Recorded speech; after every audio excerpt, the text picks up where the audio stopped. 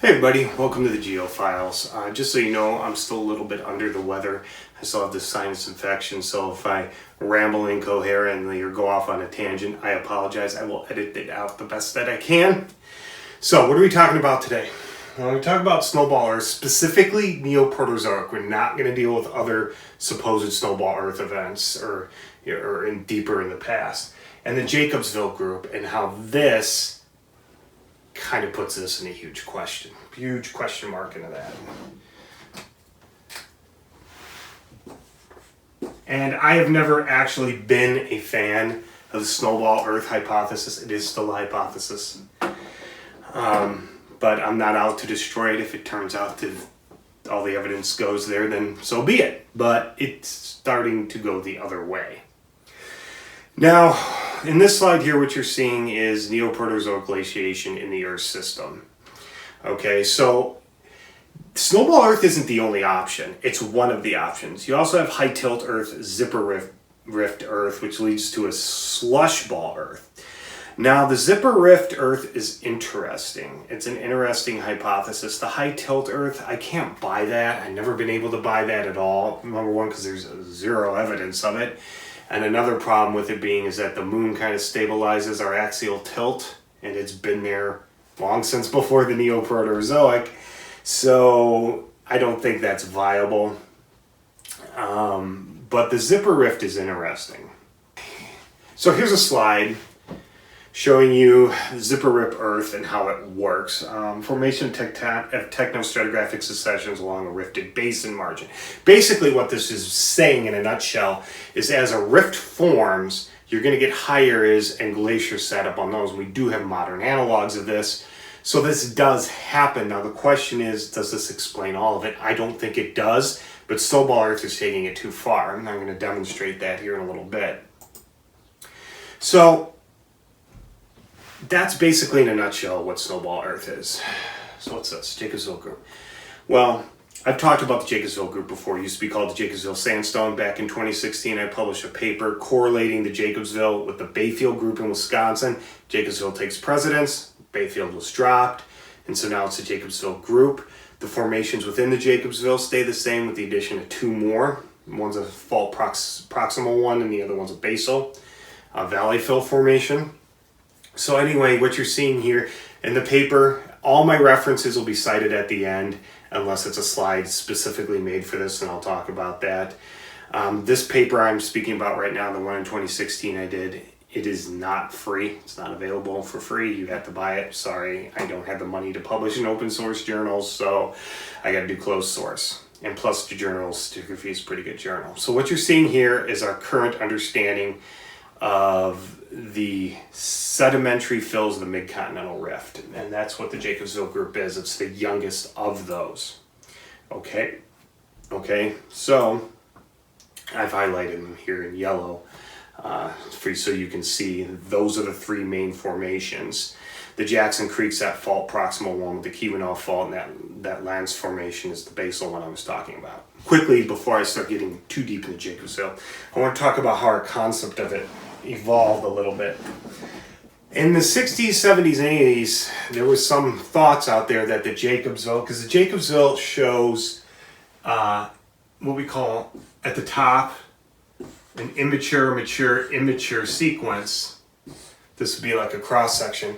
You don't usually see this in nature. You don't see arkoses. You don't see arkoses overlain by quartz aeronites overlain by arkoses. But so the idea was that maybe these were Cambrian or partially Cambrian. There was an unknown unconformity in here, or this was a fault repetition of this.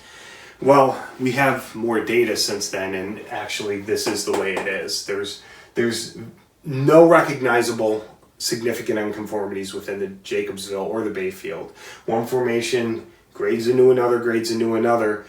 They're all fluvial, which means they're terrestrial stream deposits, and that's key, the whole thing.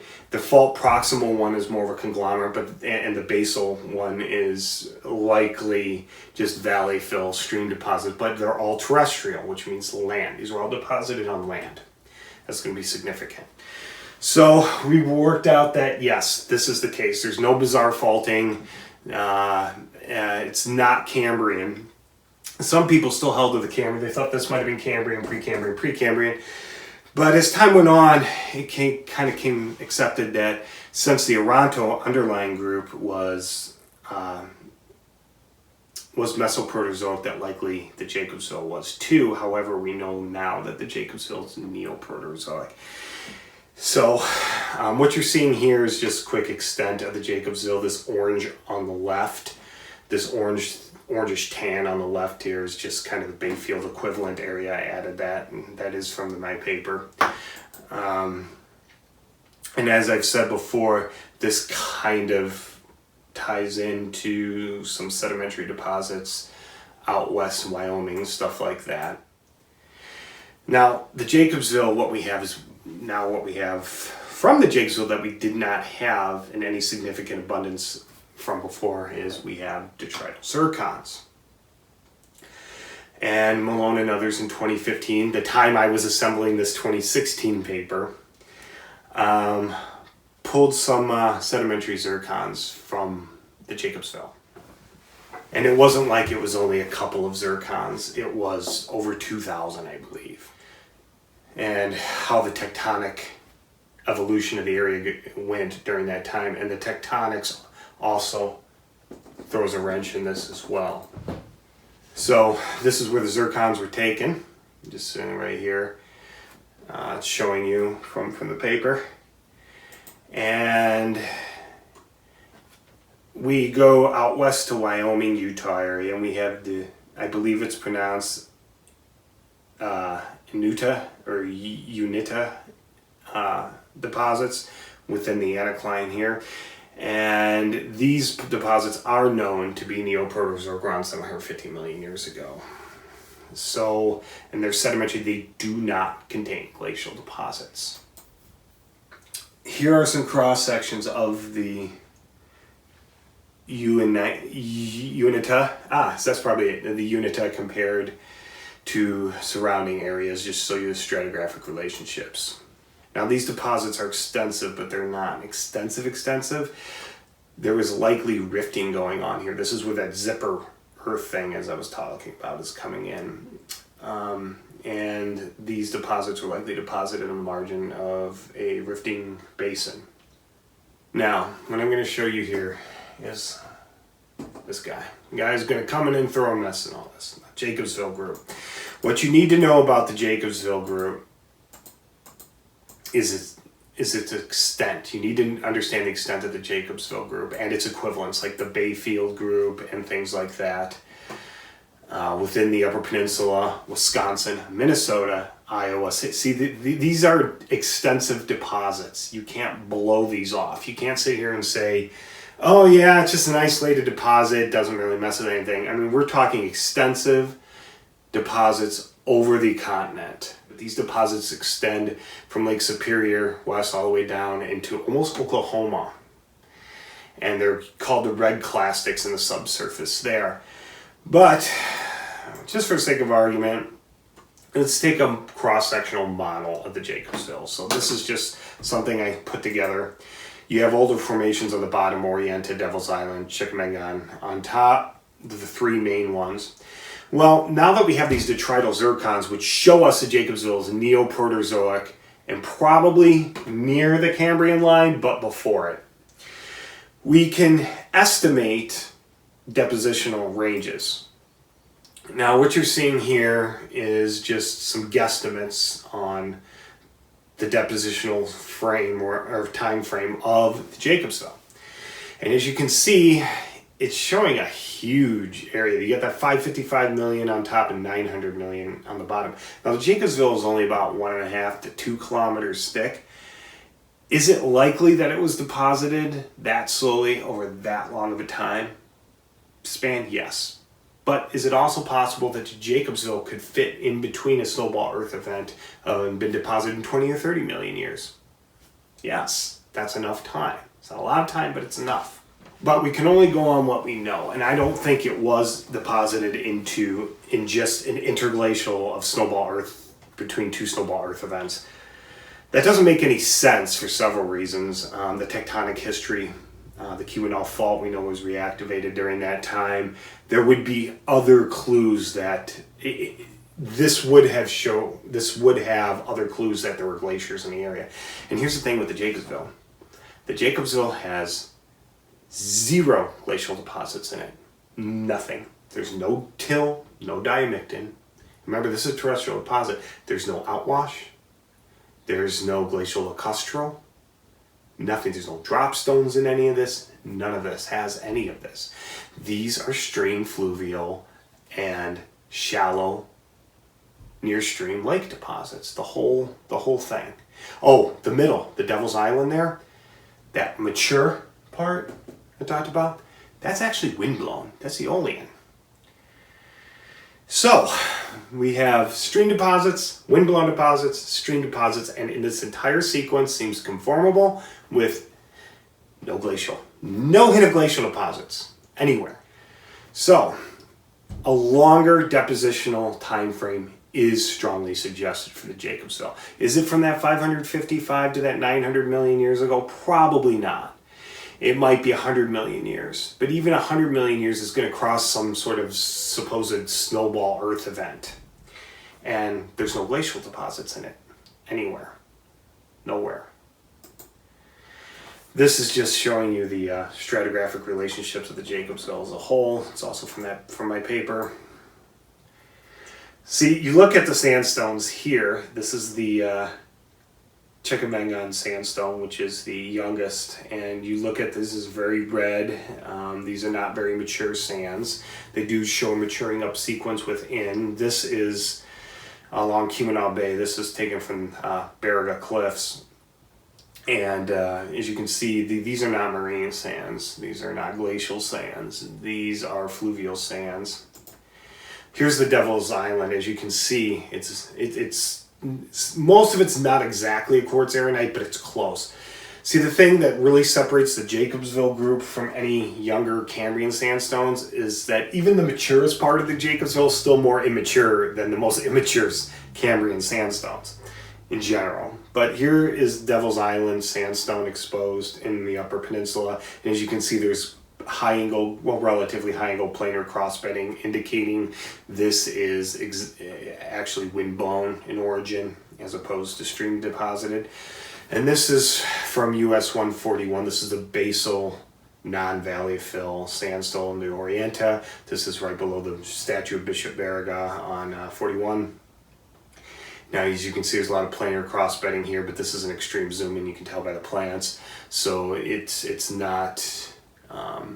actually, I think this might be the contact between the lens and the Orienta. I forget. But anyway, as you can see, the color of these deposits indicate terrestrial origins. What you're seeing here is the StAmour Core. This is also from my paper. It's showing the top of the Jacobsville below the Cambrian. There is a distinct, you can't sit there and say, well, maybe the Jacobsville is all Cambrian and Snowball Earth still happened, because we have a strong weathering profile in the StAmour Core showing under the Cambrian, showing that it was exposed to the surface for a very long time. Plus the sandstones look totally different. The Cambrian sandstones don't look anything like the underlying Jacobsville. You can't really confuse the two. So, what does all this tell us? Well, the fact that the Jacobsville group is very extensive, and this includes the red clastics and all equivalents. The very huge extent of these sediments, the likelihood that it could have been deposited over a time span of as much as 300 million years, yet contains no glacial deposits whatsoever, not even any indirect glacial deposits in it. And this was located close to the equator. I forget if it was just south or north. We have really good paleomag data, not from the Jacobsville itself. We have a pretty firm understanding of where the Jacobsville was deposited latitude-wise, and it's, I think, low to mid-latitudes, maybe closer to the equator. I forget off the top of my head. But the point is, if the Earth was frozen over, and all the way down to the equator, this should have glacial deposits, and it does not. So, what what's up with this? Well, personally, I think the evidence is mounting that a Neoproterozoic Snowball Earth did not occur at all. Does this mean that there weren't ice ages? No. We have the diamictids. There was extensive glaciation on the planet during this time. And it may have gotten down to lower middle latitudes. But was the whole Earth frozen over? No, it couldn't have been. This shows it's very, very unlikely, unless this was deposited in a 10 million year window, but the tectonic history shows us that can't be. What likely happened? I think this zipper Earth and a cooling event. Some people have some really wacky ideas about exactly what causes, some astronomical ones, what causes these Snowball Earth things, but there's no way to verify them, so they're just cool ideas, but they don't really mean anything. So it's likely that the Earth was frozen, or not frozen over, but frozen. We had ice sheets extending down to middle latitudes to lower latitudes, but not all the way to the equator. But that's still not a Snowball Earth. And this rift, this zipper rift, also likely played a part. We don't have a modern analog for these two put together, but we do, like if the ice sheets were, if the Quaternary ice sheets were here right now, let's go back 30,000 years, and the East African rift was rifting like it is today, and we had some glaciers there, that would be a pretty close comparison. And I often wonder that if somebody looked at our ice ages deposits from today, 100 million years from now, would they think that this occurred as well by looking at them? I don't know, maybe. Because although our ice sheets didn't get down to the equator, we know that, they did break the mid-latitude. They got further than 45 south, and I think they got as far south maybe as 35 degrees. That's pretty far south. So, but it's not to the equator. So we don't have a present situation where we would recognize this.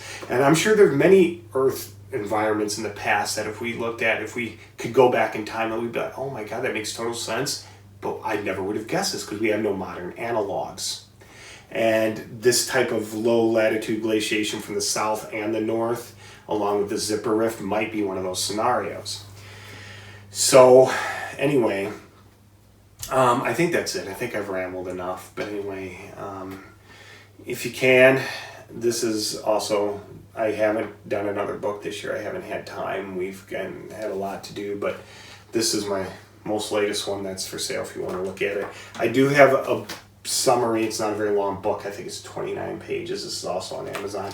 It goes through all the ice ages that have occurred, that we know of, that have occurred throughout time on planet Earth. This includes the ones in the Precambrian. But it just touches on it, because the further back in time we go, the more we don't know about things. But anyway, that's it. If you have any comments or questions, please feel free to leave them below, and I hope you learned something.